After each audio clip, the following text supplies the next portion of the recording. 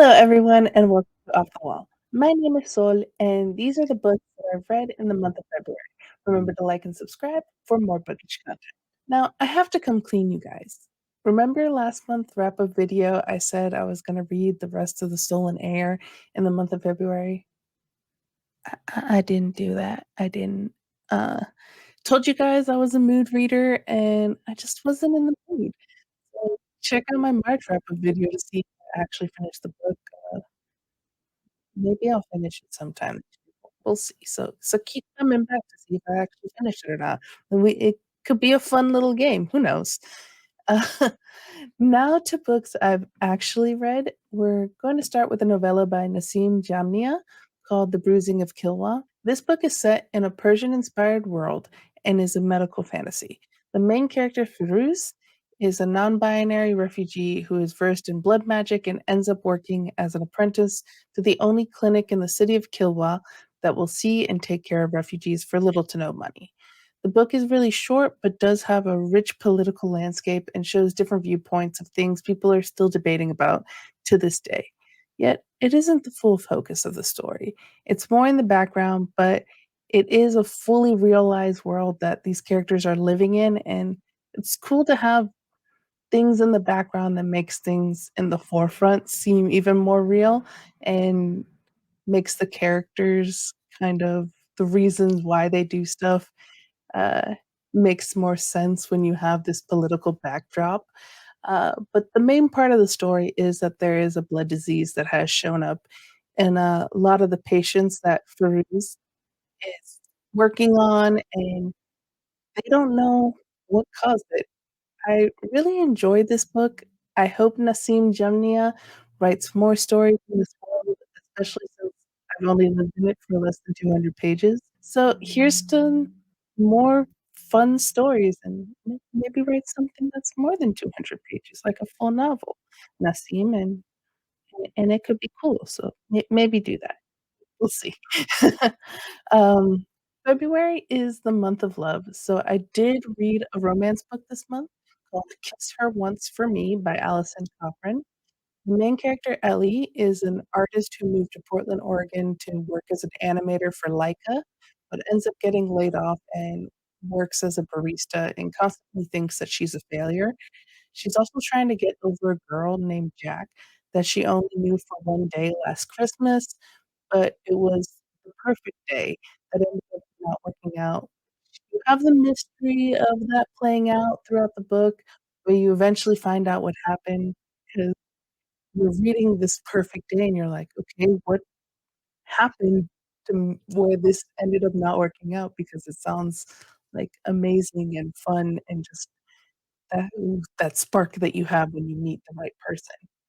This Christmas, which I did not know that this was a Christmas-themed book, but I should have based on the title. I literally did not read the synopsis and just chose the book based off our recommendations because of how picky I am when it comes to romance. However, this Christmas, she is single, broke, and has nothing going for her, so she agrees to a fake relationship with this super rich guy named Andrew, whose grandfather recently passed away and left him $2,000,000, but there's a caveat. He has to get married to receive it. They even make a joke about marrying someone for the green card, which is kind of their plan. Uh, like all romance books, this book has its tropes, but it does not have the tropes that you think it does, which is nice to not completely predict what is going to happen. Also, I really enjoy having a main character who is bisexual. There's even a part where her mom says, "You're engaged to a man, you're over the nonsense and are straight now." Which unfortunately that happens all the time when you are bi. If you date a woman, you're gay. If you date a man, you're straight. And it's like, "No, I still like both." But this book was really cute. I wish I read it at Christmas time because there are a lot of the Christmas and snow vibes in the story, but it is what it is. The next book I read is actually a play. It is based off of actual interviews research professors did of a diverse set of people in San Antonio, Texas, on their views of Donald Trump, his Muslim ban, and the treatment of Muslims, immigrants, and people of color in the United States. This play is called To be honest, Voices on Donald Trump's Muslim Ban by Sarah Beth Kaufman, William G. Christ, and Habiba Noor. This play has people from all different walks of life: gay, straight, white, black, Latino, Asian, Christian, Jewish, Muslim, Sikh, Republican, Democrat, etc. They were all asked the same question: what has been said about Islam in this election?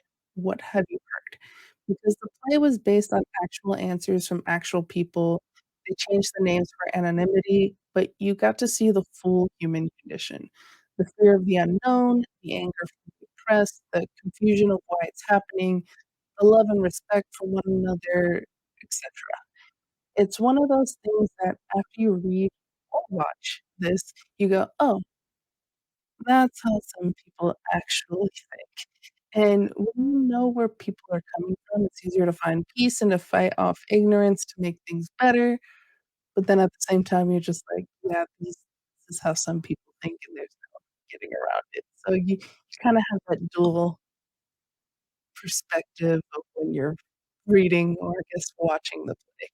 I feel like people who watch this play in San Antonio probably had a lot of things to talk about after the play was over. February isn't just the month of love, it is also Black History Month here in the US, so all the following books were written by Black authors. First, I read Do You Dream of Terra-Two by Temi O. This is a speculative science fiction where there is a planet deep in space called Terra-Two that scientists have concluded is viable for human life. This planet is untouched by humans and therefore it's not affected by global warming, and there aren't any wars and all other terrible things that humans have done to our planet. This book is set in the UK before they go to space, and the UK version of NASA has planned a trip to Terra 2 that will take 23 years. So, along with 4 adults, 6 18 to 20-year-olds who have trained since they were 12, go into space, leaving their family and the world they know behind to colonize a new planet. And there's a reason I use that word. I don't know if this was an intention by the author or not, but plenty of other countries have either tried or are in the midst of trying to make their own voyages to Terra 2, but the UK government and the agency is obsessed with being there first, even if it means things not being done properly, so they can make the rules of the new land. I was like, "Ah, Britain, still not over your colonizing days, are you?" I really liked this book. It is one of those stories that leaves you with having to create in your head what ends up happening at the end, kinda like the ending of Inception. So if you don't like stories that don't have a conclusive ending, you probably won't like this book, but if you're fine with that sort of thing, then I would say to definitely pick this one up. Next, I read Clap When You Land by Elizabeth Acevedo. Hey, guys, I actually read a book that was on my TBR for this month. I hope you're proud of me. I'm proud of me. This book is written in verse and follows 2 sisters, one living in New York City, the other is living in the Dominican Republic. Their father, who both girls love more than anything and really look up to, dies in American Airlines Flight 587 on November 12th, 2001, which is an actual plane crash that happened in real life where all 260 passengers on a flight to the Dominican Republic lost their lives.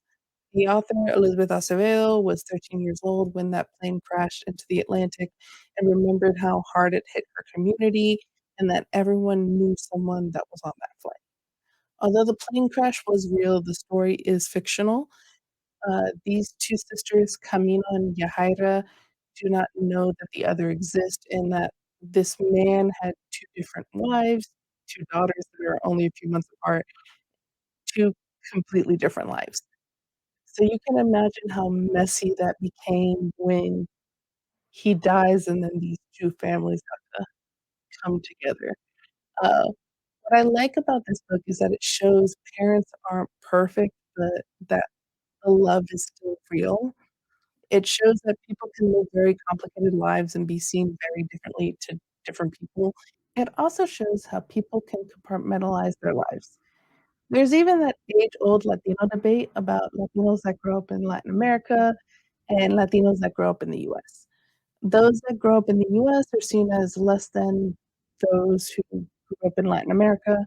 You become too American, but at the same time, you have those that are viewing you as less than, but they want to move to the US themselves. So, like, what is it? Is it good to be in the US? Is it not good to be in the US? What is it? Obviously, I'm biased towards one side because I am Latino that is born and raised in the US. Uh, so yeah, I'm biased on one side, obviously.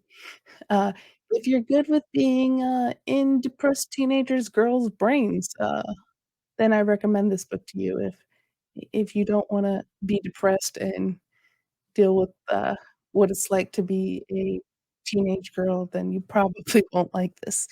But I did, 'cause I was a teenage girl at one time, so I could understand what these 2 girls were going through, even though my dad is very much alive. The next, book I read is Love and Color: Mythical Tales from Around the World Retold by Bolu Babalola. This book is an anthology book of different love stories based off of mythology from around the world. Get ready for me to butcher some names here.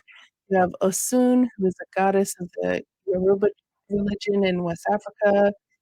Scheherazade, who knows if I said that right, who is a character in 1001 Nights. Nefertiti, who's an Egyptian queen. Xenu, goddess in Chinese mythology. Thisbe from Greek mythology, and others. As someone who loves to read about different mythologies and different cultures, this was a really cool anthology.